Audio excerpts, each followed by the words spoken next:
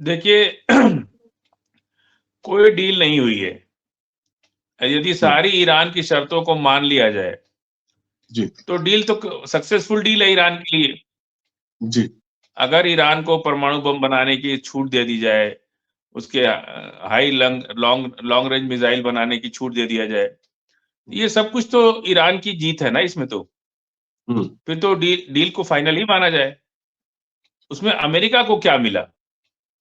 Deal हम्म final हुई, ये तमाम मीडिया बोल रहा है ना कि डील फाइनल हो गई। जी जी तो जी अमेरिका को इस डील में क्या मिला? कुछ हम्म मिला? तो ये तो हाँ बहुत अच्छी बात है भाई, डील फाइनल हुई, ईरान ने अपने अपनी शर्तों पर अपनी बात मनवा ली। ये तो हम्म बहुत बड़ा नुकसान है अमेरिका का। अमेरिका हम्म जाके क्या बोलेगा कि हमने कह दिया कि आप परमाणु बम बना लो, हमने कह दिया कि आप बैलिस्टिक मिसाइल का प्रोग्राम बंद मत करो, और वो हम्म, तैयार है। ये तो ये तो ईरान की जीत हुई ना, इसमें अमेरिका जी को जी क्या मिला? तो ये जो मसले हैं, आज दो तीन खबरों पर मैं जी जो खास करके फोकस रहा। एक तो आपने अभी रिपोर्ट में कहा कि नेतन्याहू जो है अमेरिका गए हमला करने के जी लिए, कहा कि आप हमला जी करो, बातचीत मत करो। हम्म ऐसा नहीं है। नेतन्याहू को पता है कि हमला होगा तो हमारा क्या होगा। जी जब 13 जी दिन की जंग हो रही थी, अगर इतनी ही ताकत थी तो उसी टाइम निपट लिए होते। हम्म फिर क्यों सरेंडर किए? सीज फायर क्यों किए? नेतन्याहू ने ही तो सीज फायर किया। यदि आपको इतनी जंग लड़ने में आपको चुल मच रही है और आप कॉन्फिडेंट हैं कि हम जंग लड़ लेंगे, तो हम्म बंद क्यों किए? उसी हम्म टाइम लड़ लेते। तब तो ईरान की एयरफोर्स भी कमजोर थी हम्म, और अपने शबाब पे लड़ाई थी। आपको तो उसी वक्त कर लेना था फैसला कर इंतजाम। लेना था। ईरान ईरान के खिलाफ आप कर लेते। तब तो आपने सीज फायर कर लिया। अब ये इजराइल के अंदर नेतन्याहू बुरी तरह घिरे हैं, तो उसको हम्म मैनेज करने के लिए, उसको फेस सेविंग करने के लिए ये अमेरिका हम्म बार बार जा रहा है, ताकि इजराइल की जनता को ये बता सके कि भाई हम तो तैयार बैठे हैं, अमेरिका नहीं होने दे रहा है। अपना ठीकरा अमेरिका के सर पे फोड़ना चाहते हैं। बात ओ समझ रहे हो मेरी? हम्म सियासी बात है। वो जी बार जी बार अमेरिका क्यों जा रहे हैं? जंग करने के लिए नहीं जा रहे। वो सिर्फ फेस सेविंग करने जा रहे हैं इजराइल के अंदर। अपने लोगों के हम्म बीच में ये मैसेज देना चाहते हैं कि भाई हम हम्म तो तैयार हैं जंग करने के लिए, अमेरिका ही नहीं हो कर रहा है। और अमेरिका भी अपनी फेस सेविंग कर रहा है अमेरिका के अंदर कि भाई हम उनका परमाणु परीक्षण रोक देंगे। और इधर ईरान ने क्या किया, ये दो तीन अपडेट्स मैं बता दूं आपको, बहुत जरूरी है। जी जी ईरान बिल्कुल ने एक बिल्कुल एनिमेशन फिल्म आज फिर बना दी। उस हम्म एनिमेशन फिल्म में क्या दिखाया कि उनका जो जहाज है वारशिप अमेरिका का, हम्म तो उसमें चारों तरफ से ड्रोन अटैक, फिर आसमान से ड्रोन हम्म अटैक, वाटर ड्रोन अटैक, और अफरा तफरी दिखा दिया ईरान ने कि हम आपके इब्राहिम लिंकन जहाज को कैसे डुबा देंगे। ये हम्म पूरा फिल्म एनिमेशन फिल्म बना करके और उन्होंने पूरी दुनिया को दिखा दिया, अपने वेबसाइट पर भी डाल दिया, सभी न्यूज चैनल्स और सब जगह दे दिया कि हम आपका इब्राहिम लिंकन जहाज कैसे डुबा देंगे। तीसरी बात, रूस और चाइना ने भी अपना युद्धक बेड़ा भेज दिया है पारस की खाड़ी में, और वो जाके इब्राहिम लिंकन के सामने खड़ा हो गया है। तीसरा जो हम्म सबसे बड़ा अपडेट जो है, जो शायद आपने किसी मीडिया में नहीं सुना होगा, मिस्र की बढ़ती ताकत से घबरा गया है इजराइल, नेतन्याहू। क्योंकि मिस्र ने अपनी 52, उसके पास राफेल जहाज हम्म हो गए मिस्र के पास। और जो काहिरा फिलिस्तीन के जी पक्ष में जो काहिरा से आवाज आ रही है, लोग कहते थे ना कि मिस्र साथ नहीं दे रहा है, ये नहीं दे रहा है, तब हम कहते थे कि थोड़ा खामोशी रहिए, तो सबके चेहरे सामने आ जाएंगे, कौन साथ दे रहा है कौन नहीं दे रहा है।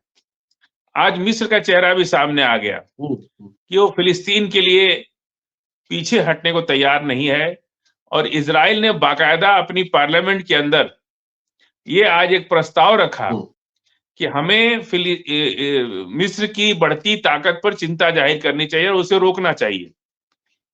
उनके पास जो हम्म मिसाइल मिसाइल रखने का भंडार बनाया जा रहा है, और ये सब कुछ शक है उनको कि इसमें चाइना, रूस और ईरान उसकी मदद कर रहे हैं। और मिस्र के नेतृत्व में जो अरब नेटो बनेगा उसका लीडर मिस्र होगा। मिस्र ने बाकायदा अपनी 20,000 सेना देने का ऐलान कर दिया है और सक्सेसफुल लड़ाई मिस्र से ही इजराइल की सबसे पहले हुई थी 1968 में शायद। तो मिस्र तो उनको आजमाया हुआ है और इजराइल ने बाकायदा आज ऑब्जेक्शन फाइल किया कि मिस्र की बढ़ती सैन्य ताकत पर हमें गंभीर चिंता करना चाहिए कि उनकी सेना जो है मिलिट्री पावर 3 गुना बढ़ गई पिछले 2 साल के अंदर। उनके पास 52 राफेल जहाज हो गए, डिफेंस सिस्टम हो गया और उन्होंने कई लाख लोगों को भर्ती किया और उन्होंने कहा कि अगर अरब नेटो बनता है तो उनके ही किसी जनरल का नाम आया उसमें जो नेटो का थल सेना अध्यक्ष बनाया जाएगा। ये मिस्र का लीडरशिप है, समझ रहे हैं आप? तो इससे ये इनको लग रहा है कि अगर इधर से मिस्र, उधर से जॉर्डन, उधर से हूती, जॉर्डन को तो खैर हम नहीं मानते, लेकिन हिजबुल्लाह, हूती, इधर से मिस्र, उधर से ईरान, अगर चारों तरफ से हमला होता है इजराइल के ऊपर तो इजराइल का बचना मुमकिन ही नहीं है। और एयरफोर्स बहुत स्ट्रांग है मिस्र की, आर्मी बहुत स्ट्रांग है। मिडिल ईस्ट में टर्की, ईरान के बाद अगर सबसे बड़ा मिलिट्री पावर किसी के पास है तो वो है मिस्र। और मिस्र के इस बढ़ते हुए मतलब सेना के प्रभाव से इजराइल ने अपनी पार्लियामेंट में बाकायदा चिंता जाहिर की है कि हमें उसकी मिलिट्री पावर को रोकना होगा, नहीं तो इस इलाके में संप्रभुता खतरे में आ जाएगी। संप्रभुता क्यों खतरे में आ जाएगी भाई? उसका अपना देश है, अपने देश में चाहे जो करे। हम अपने घर में घी का हलवा खाएं, तुमसे क्या मतलब है? आप मुझे घी का हलवा नहीं खाने दोगे, कहोगे कि नहीं ये खाएगा तो मोटा हो जाएगा, फिर हमको ताकत हो जाएगी। ये सब चीज चलेगी नहीं। अब दुनिया बहुत जाग चुकी है। अभी यूएई और जॉर्डन, ये 2 लोग के साथ जो अरबी देशों के साथ जो अमेरिका की सांठगांठ चल रही है, इनके चेहरे भी बहुत जल्दी साफ हो जाएंगे। आज मिस्र की घटना ने झकझोर कर रख दिया है इजराइल को। और अमेरिका जो नेतन्याहू जा रहे हैं ना, वो युद्ध की बात करने नहीं जा रहे हैं। वो केवल अपने देश की जनता को मूर्ख बनाने के लिए, केवल एक मैसेज, प्रोपेगेंडा मैसेज देने के लिए कि भाई हम तो तैयार बैठे हैं लेकिन अमेरिका हमको नहीं करने दे रहा है। इसलिए ये सब वार्ताएं हो रही हैं, बाकी इन वार्ता का कोई मतलब नहीं है। पूरी तरह से इजराइल थक चुका है, अब उसके अंदर कुव्वत नहीं है लड़ाई लड़ने की। जी, यानी कि यूं कहा जाए आपके से भी अगर लगातार कुछ आप राय नहीं लेते या पार्लियामेंट से पूछते नहीं या डिस्कस नहीं करते हैं तो ये माना जाता है कि आप एकला चलो वाले हैं और आपका डेमोक्रेटिक सिस्टम में भरोसा नहीं है।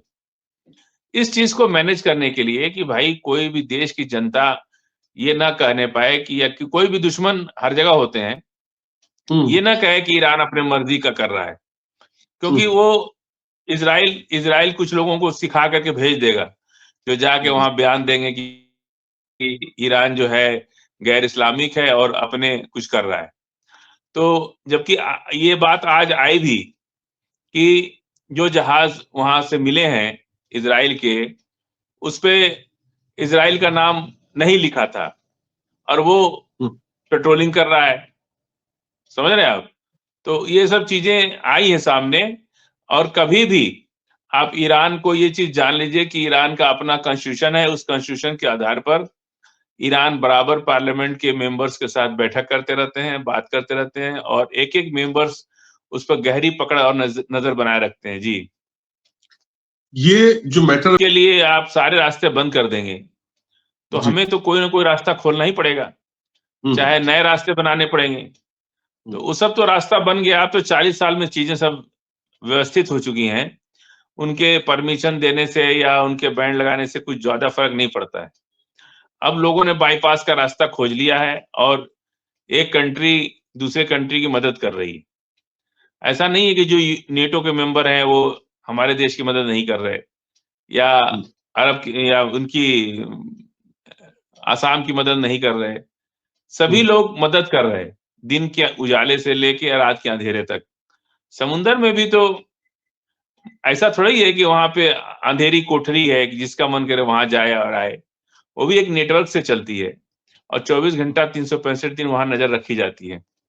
तो जो आपका दुश्मन है वो हमारा दुश्मन है। हम अगर दोस्त का दोस्त होता है, दुश्मन का दुश्मन होता है। तो ये सब चीजें चल रही हैं। और तिजारत भी एक बहुत बड़ी चीज है कि अगर सबको सैंक्शन लगा ही देंगे तो फिर आप अकेले रह जाएंगे ना। सैंक्शन वाले तो एक साथ हो जाएंगे, सैंक्शन वाले एक साथ हो गए एक साथ हो और आप जाएंगे। अकेले रह जाएंगे। जी, कुछ कह रहे थे। हाँ, मैं ये अर्ज करना चाह रहा था इसमें कि अगर ये पाबंदियां हटती हैं तो इसके लिए जैसे कि बात कही गई है तो इन लोगों ने कुछ ऐसे कानून बना लिए हैं जिसके चलते बहुत से लोग उस कंपटीशन में आ ही नहीं पाते और वो इंटरनेशनल तिजारत से चूक जाते हैं। हमारा देश तो काफी आगे है और बार बार ये लोग रोकने की कोशिश भी करते हैं, लेकिन चूंकि भौगोलिक परिस्थितियां हमारे देश की इतनी अच्छी हैं कि वो कोई उसमें बीच में रुकावट बन ही नहीं सकता। और ये हमारे देश की एक खास बात है कि हम लोग आपस में चाहे जितना भी लड़ें, लेकिन बात जब देश की आती है तो हम सब एक हो जाते हैं। हाँ, ये बेशक। बात रूस को भी पता है, चाइना को भी पता है और बांग्लादेश, पाकिस्तान को भी पता है कि भाई आप भारत के अंदर एक चीज जान लीजिए कि जब अगर हम कुछ बात करेंगे तो आपको वहां के अवाम का गुस्सा उठाना पड़ेगा, क्योंकि अवाम देश के साथ है और देश पर हमला अगर कोई हमला करता है तो देश का हमला माना जाता है। तो इसलिए हमारी सरकारें हमेशा जो पब्लिक है उनको साथ लेकर के चलने की कोशिश करती है और हर चीज से अवगत कराती है। आप पहला ऐसा देश है हमारा कंट्री जहां हर रोज आर्मी के लोग अपनी बुलेटिन जारी करते हैं कि आज हमने क्या किया, कल क्या किया, परसों क्या किया। हर रोज एक बुलेटिन जारी होती है और जो कुछ भी होता है बिल्कुल क्लियर, क्रिस्टल क्लियर की तरह पब्लिक को ले आया जाता है, दिखाया जाता है। थोड़ा बहुत परसेंट हो सकता है, मैं उस पर नहीं कर सकता हूं, लेकिन जो भी है देश के बारे में इंटरनेशनल लेवल पर जो हमारी नीति है, जो सोच है, कहाँ हमला करना है, नहीं करना है, हम शाम को पूरी देश की जनता को बताते हैं। ऐसा नहीं है कि जो आया वही मनमर्जी कर लिया, जो हमने कह दिया वही हो गया, ऐसा नहीं है। जी।